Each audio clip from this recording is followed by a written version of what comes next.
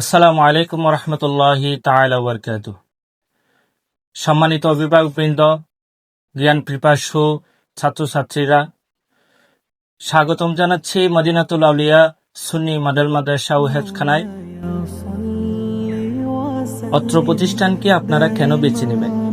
আমাদের শিক্ষা প্রতিষ্ঠানটি একটি শিক্ষা প্রতিষ্ঠানেই নয়, আমরা একটি আদর্শ সুন্নি আকীদা ও আহলে সুন্নাত ওয়াল জামাতের সঠিক ভাবধারায় শিক্ষার্থীদের আলোকিত মানুষ হিসেবে গড়ে তোলাই আমাদের মূল লক্ষ্য।